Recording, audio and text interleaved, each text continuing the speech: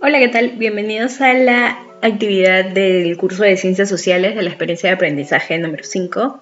Interpretamos fuentes sobre el acceso a la educación en el Perú colonial. Empezamos. Bien, ahora que hemos leído todo, vamos a desarrollar las preguntas. A partir de las fuentes 1 y 2, completemos este cuadro. La fuente 1 es una fuente primaria o secundaria. Aquí los textos que nos han mostrado son una fuente primaria, porque son los mismos documentos que se han estado escribiendo en esa época. Aquí la fuente es primera parte de la relación del virrey Amat en Memorias de los virreyes que han gobernado. Entonces, estos textos son tal cual. Si fuera una fuente secundaria, es que si el autor del libro nos hubiera dicho en tal año el virrey o el rey escribió tal cosa diciendo tal.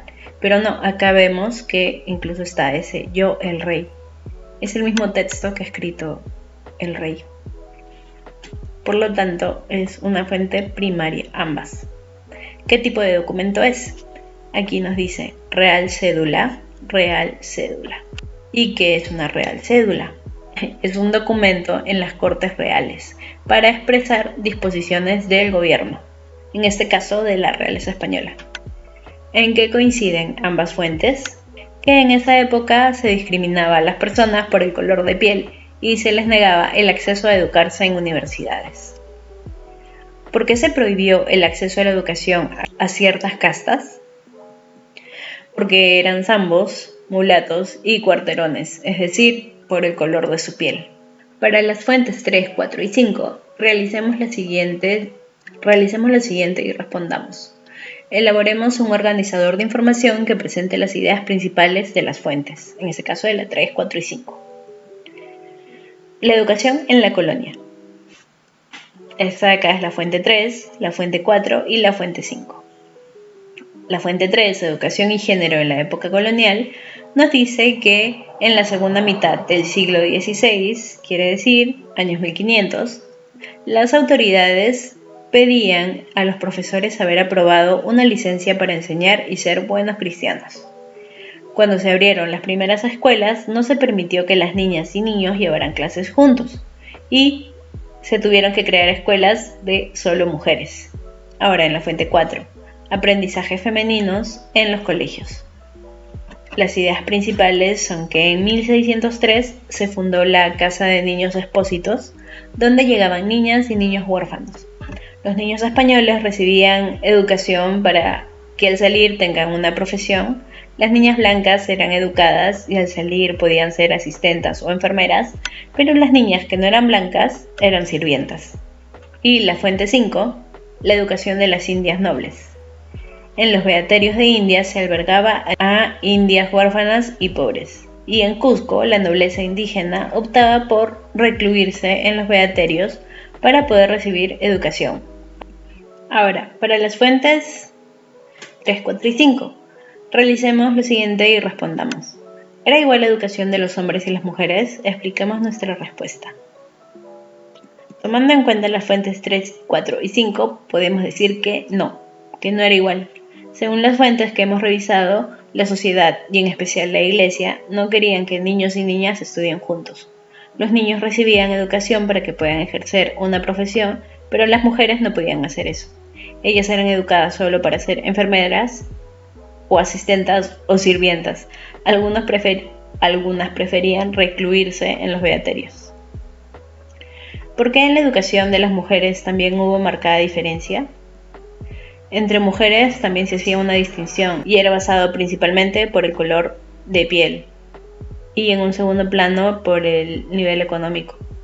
Las niñas blancas, huérfanas o de pocos recursos eran educadas para servir como enfermeras, pero también se podían recluir en los beaterios como lo hicieron las mujeres de nobleza indígena en Cusco. Las mujeres que no eran blancas eran ofrecidas como sirvientas. Ahora complementemos lo aprendido con la fuente número 6 y completemos las ideas acerca de la educación que existía antes y después de la Ilustración.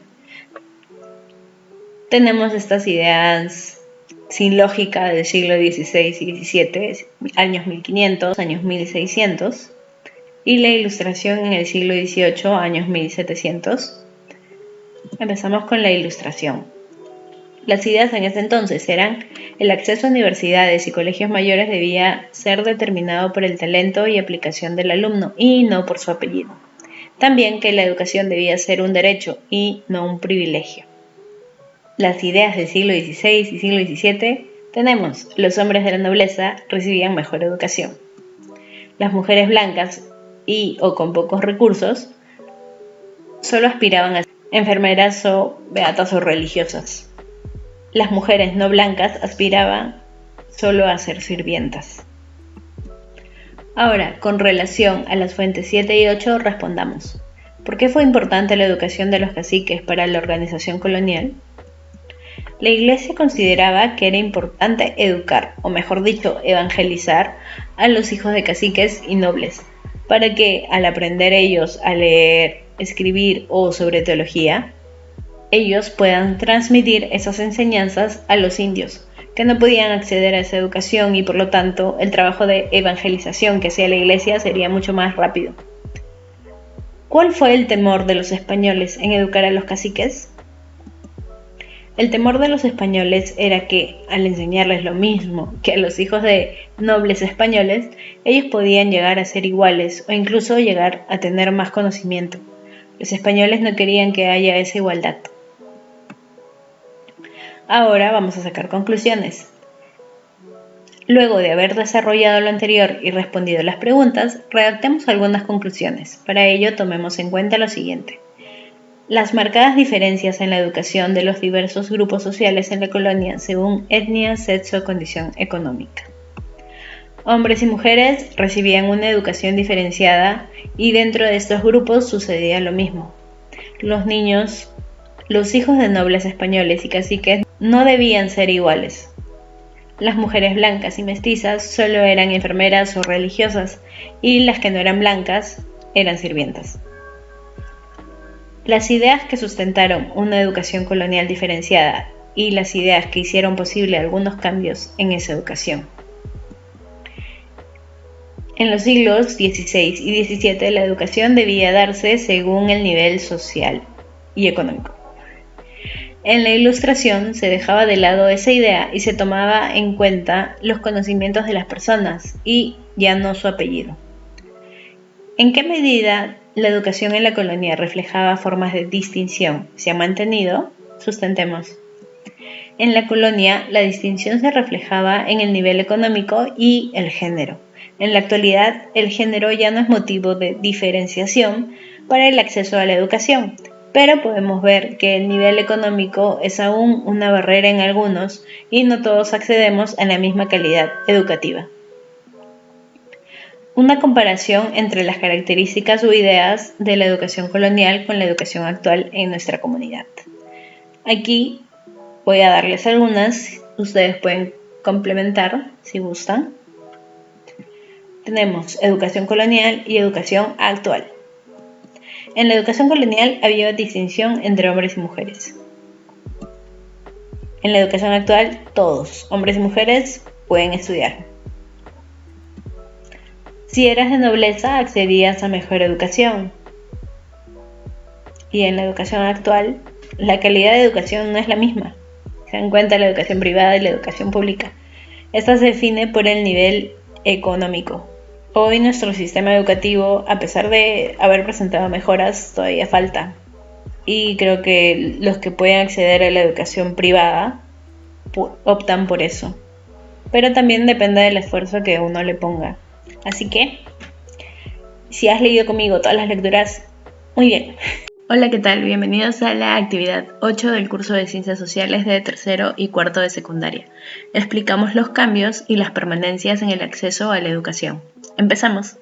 Las bases sociales, culturales e históricas de la República del Perú.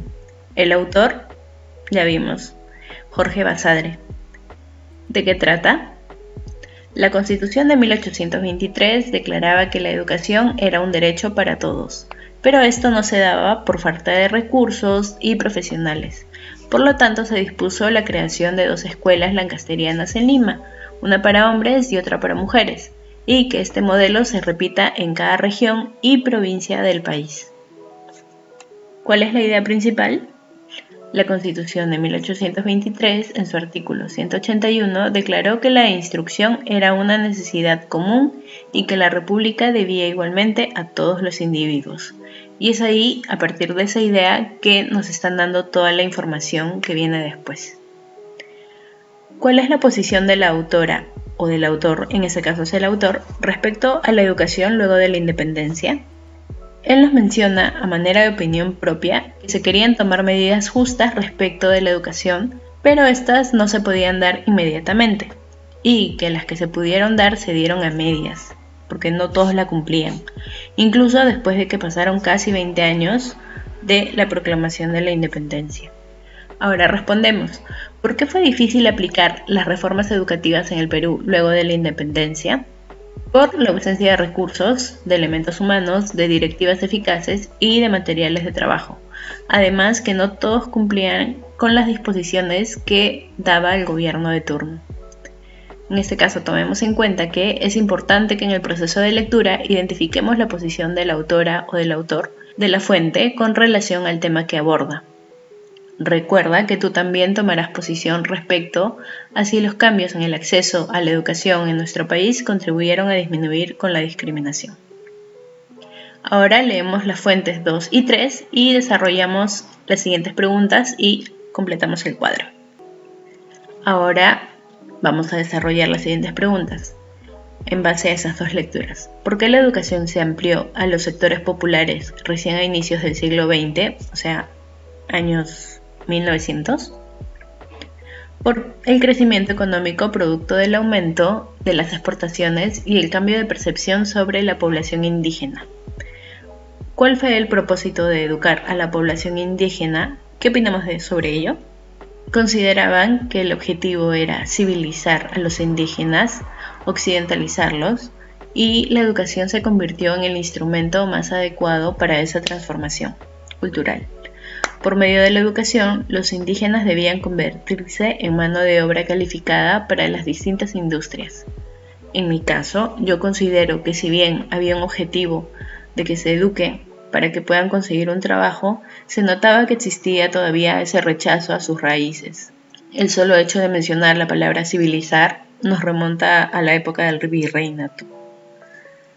¿Cuáles fueron los cambios ocurridos en la educación en el Perú de las décadas 30 y 40 del siglo XX, o sea, 1930 a 1940. En la década del 30 se declaró la gratuidad de la educación primaria en los establecimientos públicos y en los años 40 sucedió lo mismo con la educación secundaria. Ahora, con estas 2 lecturas que hemos tenido, completamos el cuadro. Tenemos el título de la fuente, son estas 2, esta es la fuente 2 y esta es la fuente 3.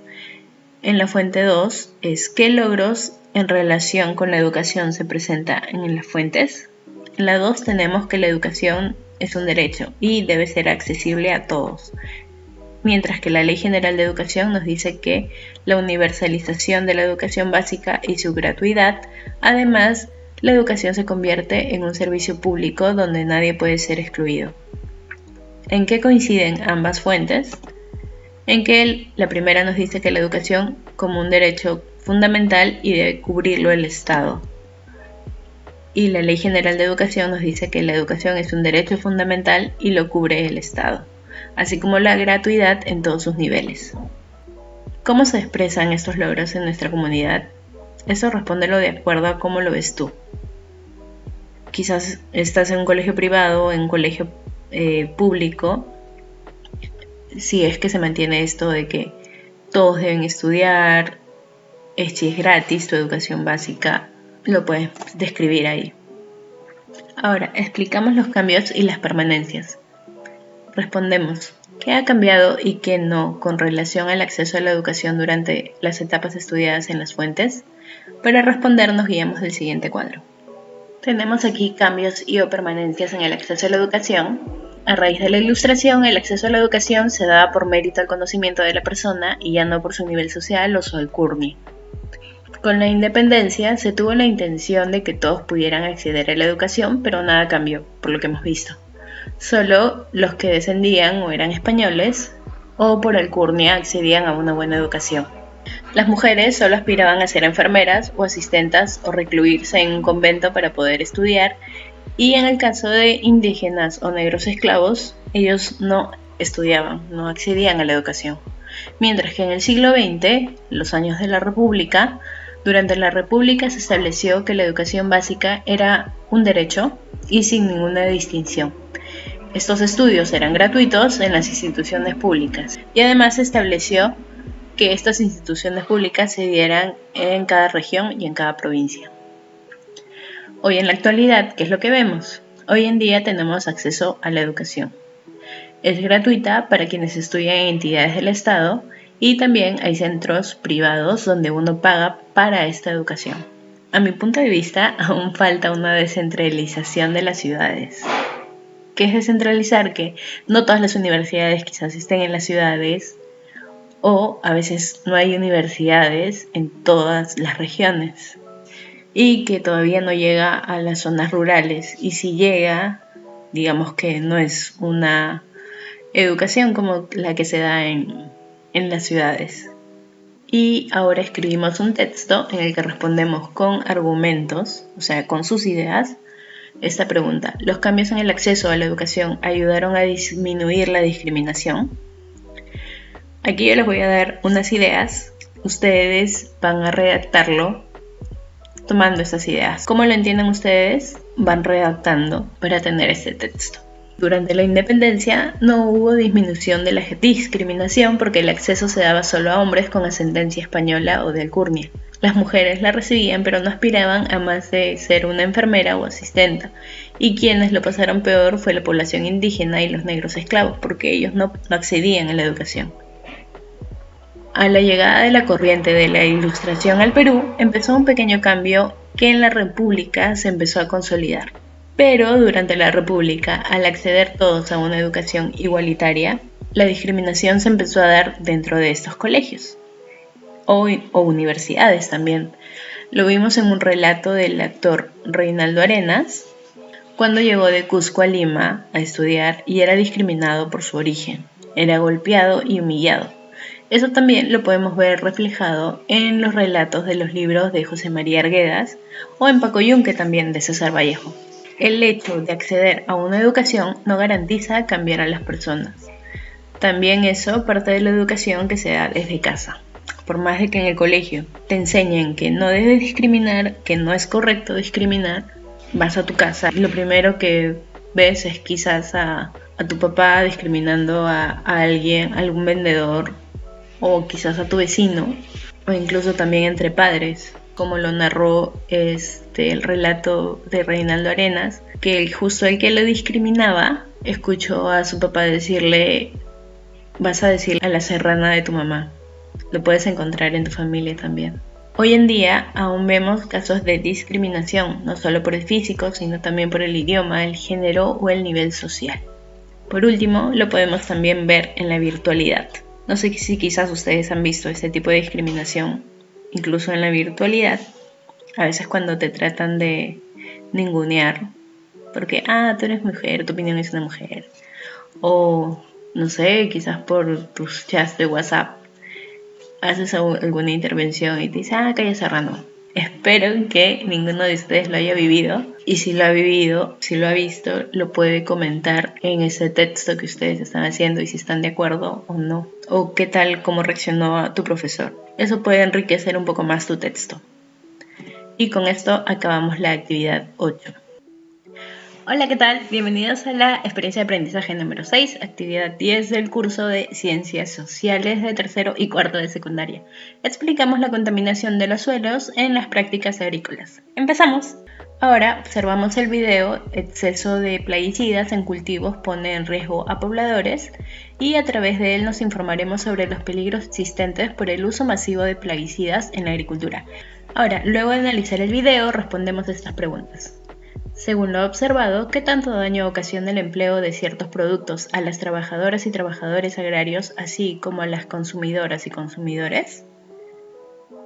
Pues Puede llegar a ocasionar intoxicaciones masivas, como vimos en el video, y hasta la muerte, porque el consumidor desconoce las condiciones de cómo se produce la comida que consume y para los trabajadores obviamente también, porque están en constante contacto con estos químicos. B. ¿Cómo afecta el uso de los plaguicidas en el ambiente y la salud? Se utiliza en el área de producción agrícola debido a su bajo costo y es así como se ha expandido su uso. Hay químicos como el glifosato y el metamidofos, eso lo dicen en el video, están en una lista de plaguicidas altamente peligrosos, sin embargo son los más utilizados.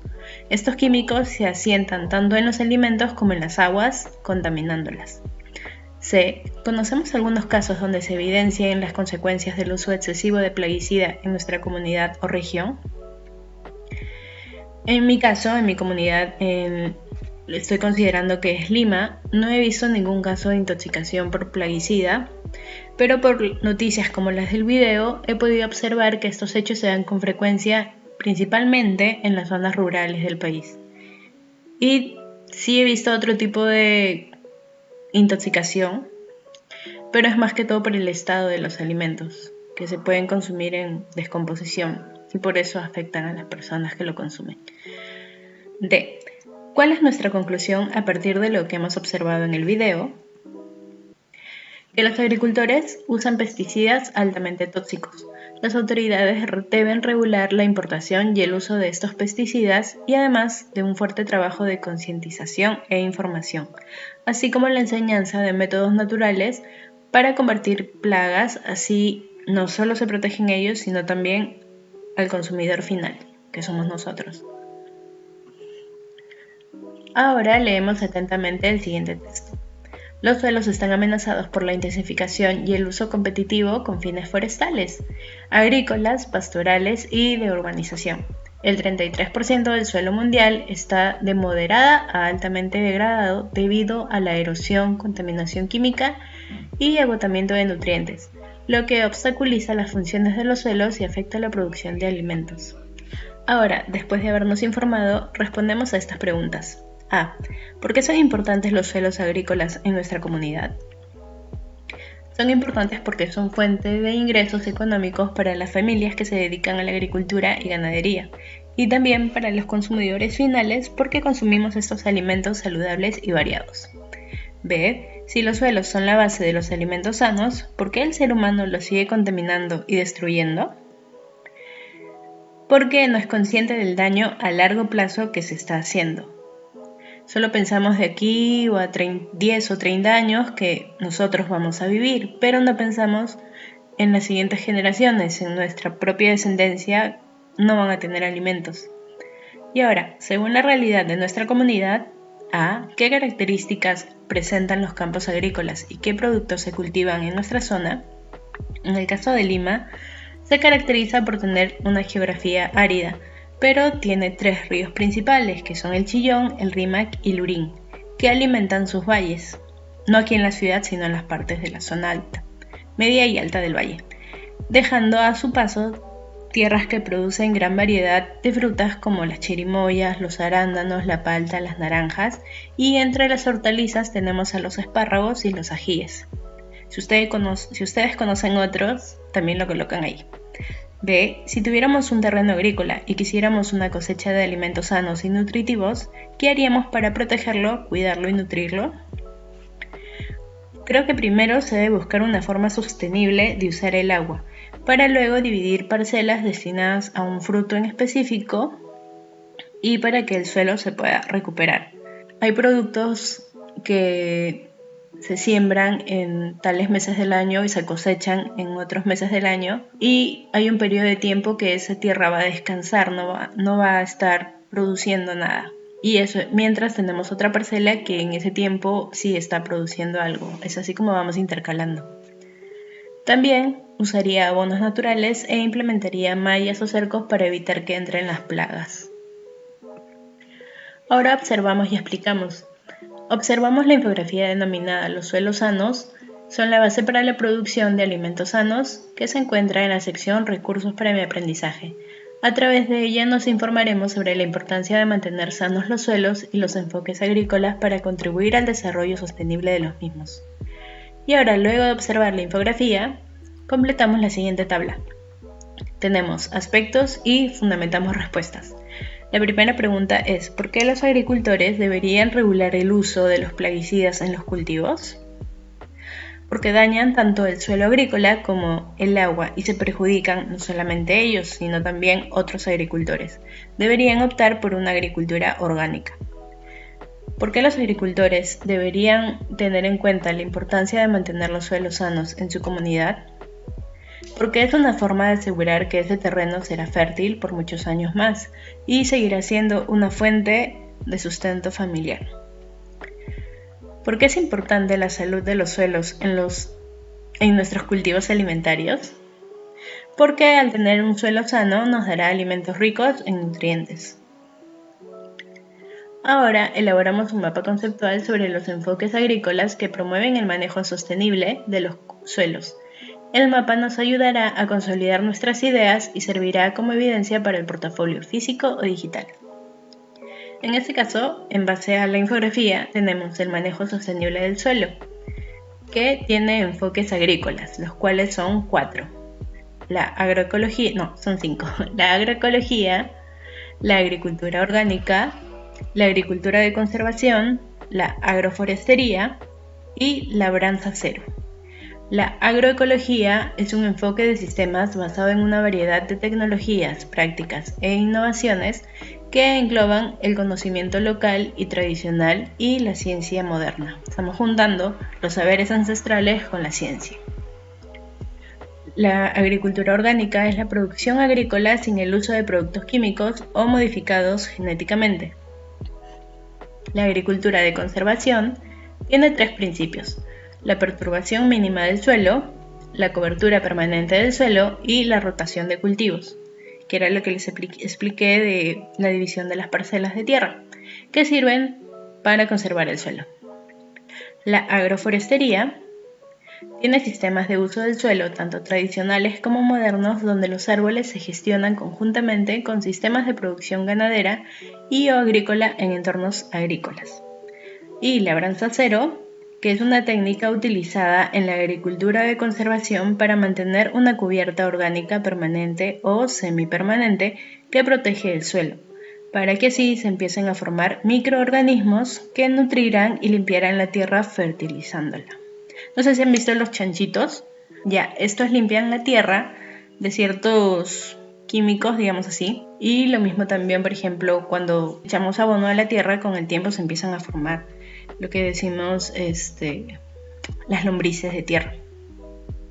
Tú no las pones, sino que nacen ahí de toda esa tierra orgánica que has colocado.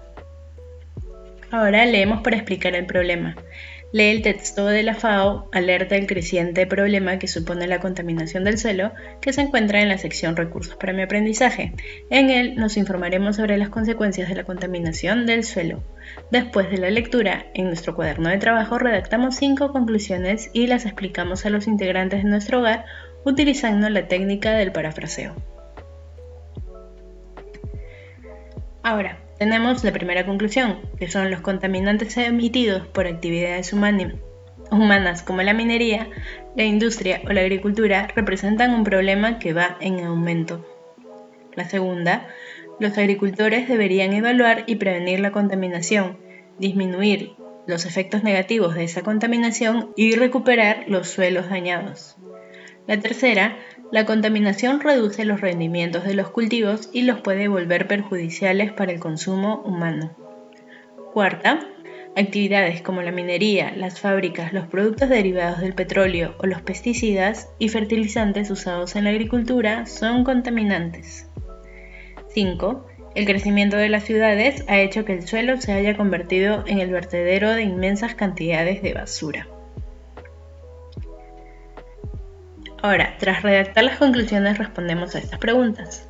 ¿Cuál es nuestra posición frente al rol que viene desempeñando el ser humano en el uso sostenible de los suelos en la actualidad?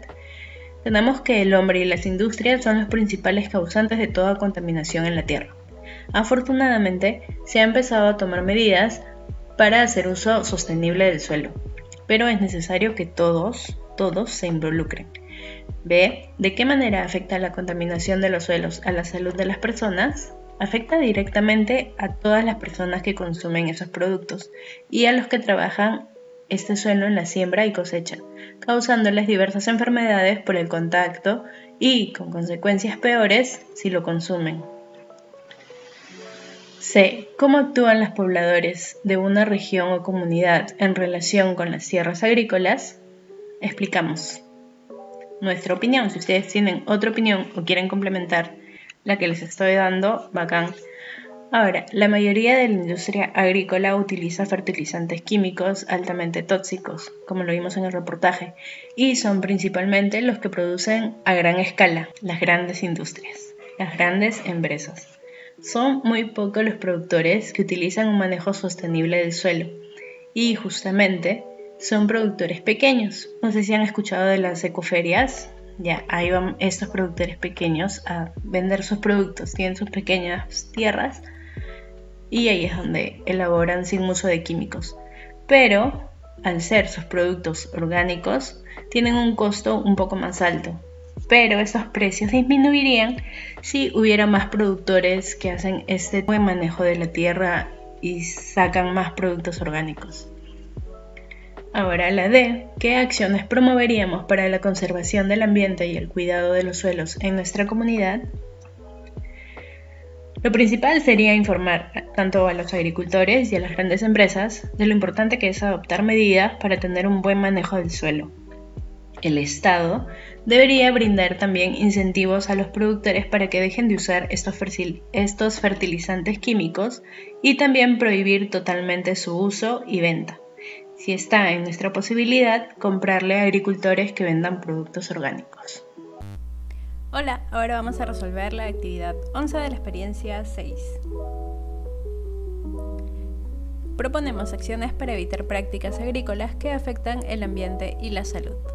Ante el problema del uso de plaguicidas en la agricultura, existen esfuerzos por revertir esta situación con alternativas que permiten cultivos que cuiden el planeta y proporcionen productos orgánicos. Para informarnos al respecto, leemos el texto, la agricultura orgánica. Luego respondemos las siguientes preguntas. Luego de que leen, respondemos esto. ¿Cuál es la importancia de la agricultura orgánica? ¿Se practica en nuestra comunidad? ¿De qué manera? Bueno, la agricultura orgánica es importante porque es un sistema de producción donde estamos siendo ecoamigables o amigables con el ambiente. Se usan abonos naturales, se usan al máximo los recursos, se raciona también el uso del agua y no se usan plaguicidas ni otros químicos. En mi comunidad, en el caso de los jardines, por ejemplo, no usamos plaguicidas y los abonos que usamos son naturales. ¿Qué alternativas existen frente a los fertilizantes químicos y por qué son importantes? Existen los fertilizantes orgánicos y naturales, como lo son el guano, los residuos orgánicos de alimentos y las cáscaras también. Tenemos también lo que es el humus de lombriz, esa tierra un poco húmeda donde lo echas en mi caso yo lo echo a mi maceta y al poquito tiempo ya están ahí las lombrices andando. También son importantes porque así se dejan de utilizar químicos en las plantas y suelo contaminándolos. Y ahora ustedes también ven, por ejemplo, en la tierra, lo que les decimos chanchitos, no los maten, porque más bien ellos en la tierra tienen una función que es eliminar ciertos metales. Así que no los maten la próxima vez que veas un chanchito. Déjalo, protégelo, aléjalo de la pista y regrésalo a su jardín. Ahora, ¿qué otros abonos orgánicos utilizan las agricultoras y los agricultores de nuestra comunidad? En mi caso, en la ciudad no tenemos cerca agricultores, aunque sí, en la de Pachacamac. Bueno, sé que usan el compost y también usan abonos naturales. ¿Cómo podemos ayudar al desarrollo sostenible del planeta a través del consumo de productos orgánicos? Contribuimos al desarrollo sostenible cuando utilizamos fertilizantes orgánicos, Cuando realizamos compost y cuando lo hacemos también reducimos la cantidad de basura que estamos emitiendo, porque estamos usando esta basura, entre paréntesis, orgánica para hacer nuestro compost. Ahora completamos este cuadro. Ventajas de la agricultura orgánica. En el caso del agricultora, tenemos que no daña los suelos, es más, fertiliza la tierra, mantenemos la calidad del agua, ya que no se hace uso de químicos, porque por más que tú uses esta agua, discurre. ¿Y qué es lo que hace? Si tu tierra la abonas con químicos, el agua va llevando y contaminando más y más tierra. Ahora, también cuida la calidad de la tierra y alimentos. En el caso del consumidora que somos nosotros, a donde llega el producto, hay un menor riesgo de contraer enfermedades por esta contaminación de químicos. A veces no lavamos bien las verduras, por ejemplo, y ya comemos esta verdura fresca y nos fregamos el estómago. Puede ser que sea por algún bichito que esté ahí todavía, o quizás no se han utilizado este tipo de fertilizantes, pero como se están consumiendo en poquitísimas cantidades, no te llega a matar, pero si consumes frecuentemente, obviamente sí te va a afectar a la larga. Y ahora incentivamos a agricultores a optar por este tipo de agricultura cuando consumimos productos orgánicos. Ahora es momento de plantear acciones a partir de lo aprendido en la actividad 10 y en esta actividad. Dichas acciones deberán estar sustentadas y contribuir a promover el desarrollo sostenible a través de prácticas agrícolas. Ahí nos dan unas ideas para plantear estas acciones y tenemos estas. Si a ustedes se les ocurren alguna más, pueden escribirlas también. Tenemos 1. Primero, evitar el tránsito de animales ovinos en las tierras que se usan para la siembra. No es siembra. Esto debido a que estos animales, por ejemplo las ovejas, cuando se alimentan, jalan, no sé si los han visto, jalan los pastizales desde la raíz, provocando así que la tierra, el suelo se erosione, y con el tiempo ese suelo deja de ser productivo. En cambio, no sé si han visto a las vicuñas, por ejemplo, o a las llamas, ellos no jalan, ellos cortan. Entonces, ¿qué es lo que ellos no están erosionando la tierra? Ese mismo pastito está cortado y vuelve a crecer. Ahí no hay un daño. Ahora, 2. Evitar el uso de plaguicidas químicos. Se debe optar por hacer una siembra también selectiva para que ciertas plantas protejan a otras de la presencia de plagas. Por ejemplo, esto no lo he puesto en práctica todavía, pero sí he escuchado, ahorita no lo tengo muy bien, pero por ejemplo, si planto tomates, si pongo cerca una plantación de, por ejemplo, no digo que sea así, no sé, zanahorias o limones, lo que va a hacer es que al estar juntos, los limones podrían estar protegiendo que se acerquen las plagas al tomate, y así estamos cuidando y ya no estamos usando tampoco plaguicidas. 3. Utilizar abonos orgánicos como el guano u organizarse para realizar compost a gran escala donde toda la comunidad contribuya. 4. Los consumidores, nosotros, debemos apoyar a estos productores. Saben que si comparan precios entre un producto normal y uno que te dice o tiene un sello de orgánico, los productos orgánicos son un poco más caros, pero sabemos que al comprarlos no nos va a dar alguna enfermedad si los consumimos constantemente, y también estamos contribuyendo a lo que es un desarrollo sostenible. Y bien, con esto se acaba lo que es la actividad 11 de la experiencia 6. Ya hemos resuelto aquí 4 actividades, tanto de la experiencia 5 como de la experiencia 6. En un siguiente video estaremos subiendo las otras 2 experiencias.